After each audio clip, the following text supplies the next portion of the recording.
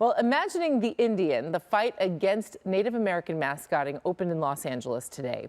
The award-winning documentary explores use of Native American mascots in the world of sports. Chris Hayre sat down with co-director and co-producer Ben West. The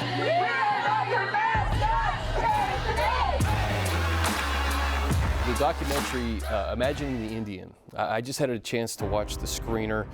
I found it fantastic, eye-opening, educational.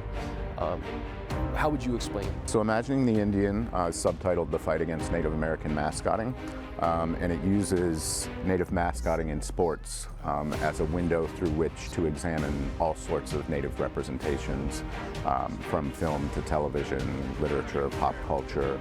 The documentary is a call to action. We really want it to be able to be used as a tool not only to educate people, but to let them know kind of what they can do should they like to join the movement, to bring down some of these teams and mascots, anywhere from, local level school districts to the 3 remaining major sports franchises, that being Chicago's hockey team, Atlanta's baseball team, and Kansas City's football team.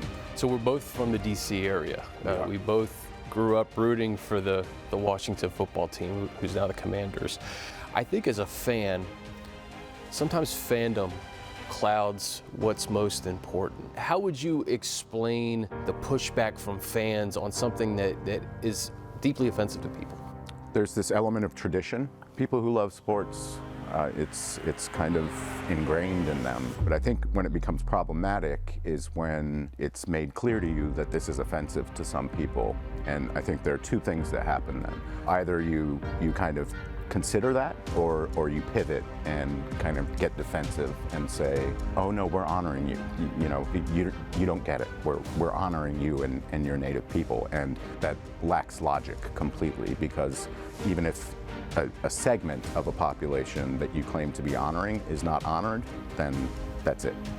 So Ben, what do you think happens next, especially with Atlanta's baseball team, Chicago's hockey team, Kansas City football team? I think those teams will change their names, and I think it's inevitable, honestly.